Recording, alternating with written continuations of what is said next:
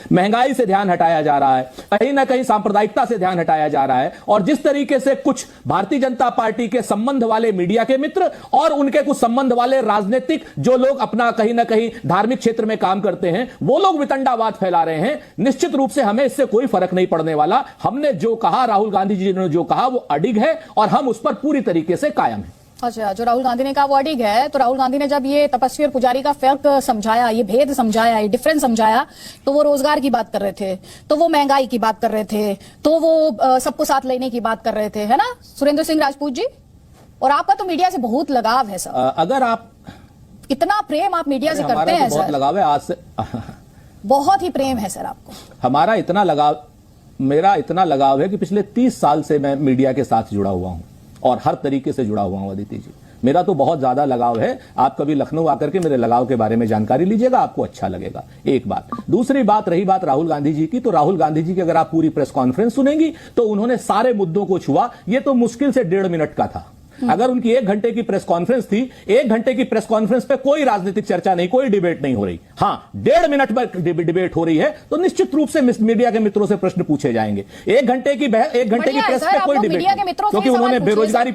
बहुत बढ़िया है सुरेंद्र सिंह राजपूत जी, मीडिया के मित्रों से ही सवाल पूछिए सर। आजकल राजनीति मीडिया के मित्रों से ही हो रही है। क्यों नहीं पूछे? आजकल राजनीति जनता के मैदान में नहीं होती है। आजकल राजनीति जमीनी हकीकत में नहीं होती है। आजकल राजनीति होती है डिबेट्स में।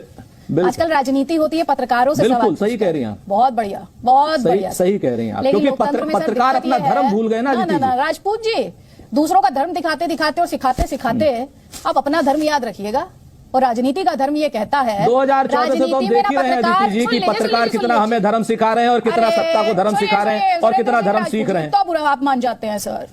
अरे तपस्वी को तो पेशेंस होनी चाहिए। हम नहीं बुरा मानते, हमने बुरा मानना आपसे छोड़ दिया। सहनशीलता होनी चाहिए। हमने आपसे बुरा मानना छोड़ दिया अदिति, क्योंकि कुछ लोग ऐसे होते हैं जो नहीं सुधर सकते। तपस्वी में सहनशीलता और सहन शक्ति होती है, ये आपको सीखना चाहिए राहुल गांधी जी से। अरे हमें नहीं पता था, कह रही हूँ सुरेंद्र सिंह, हमें नहीं पता था ये बात। हमें नहीं पता था कि अदिति, हम बता देंगे आगे जाकर के कि भाई अदिति जी कह रही थी तपस्वी में सहनशीलता होनी चाहिए। आपके कमेंट में कि सहनशीलता और सहन शक्ति क्या है, वो सुरेंद्र सिंह राजपूत कितनी अच्छी तरह से बिल्कुल आपके दर्शक पूरा समझ रहे हैं पिछले 5 मिनट में किसमें सहनशीलता है, किसमें क्या है और कितना अदिति जी अपने आप को ऊंचा समझती है, भगवान से नीचे नहीं समझती अदिति जी अपने आप को। सर सुनिए, अदिति त्यागी अपने आप को क्या समझती है? जनता की अदालत में समझती है, डिबेट में नहीं समझती। आप भी बेहतर होगा जनता की अदालत में भगवान समझती है अदिति त्यागी, जबकि अदिति त्यागी जनता की सेवक है। अरे मैं अदिति त्यागी जनता की ही सेवक है और जनता की अदालत में पेशी देती है। सुरेंद्र सिंह राजपूत की अदालत में नहीं, पहले भी कई बार समझाया है, आज भी समझा रही है। पेशी देती है, पेशी लेती है। बैठिए, इंतजार कीजिए अपनी बारी का। सहनशीलता, तपस्वी में सहनशीलता होती है, दूसरे के लिए आदर का भाव। राजनीति में तस्वीरों की बहुत अहमियत होती है। आप कहें कुछ भी, लेकिन तस्वीरों की बहुत अहमियत। मुझे नहीं पता था। जी जी जी, नहीं मैं बता, मुझे नहीं पता था। कोई बात नहीं सर, आपको नहीं पता तो आप जान लीजिए ना सर। जानना चाहिए, सीखना चाहिए, हर पल सीखना चाहिए, यही जिंदगी का दस्तूर है। सीख रहा हूँ बिल्कुल सही कहा। You must, only then you can keep yourself relevant, Mr. अरे बिल्कुल सीख रहे हैं मैम। हाँ सीखिए सर, you must लिख करके दे दें। You must, no I don't need it in. अरे हम सीख रहे हैं मैम, हम पूरी हिंदी में भी, हम हिंदी में भी, अंग्रेजी में भी, फ्रेंच में भी बोल दीजिए, तब भी सीख रहे हैं। कोई बात नहीं, हाँ सीखिए सर, सीखना जरूरी है। तपस्वी तो वैसे भी तप करता रहता है, तपस्वी तो सीखता है। हम सीख रहे हैं, बहुत ओपन होता है, उसके मन में सम्मान का भाव होता है, तंज नहीं होता, सरकाजम नहीं होता। सुरेंद्र, अरे भाई हमारे मन में पूरा सम्मान का भाव है,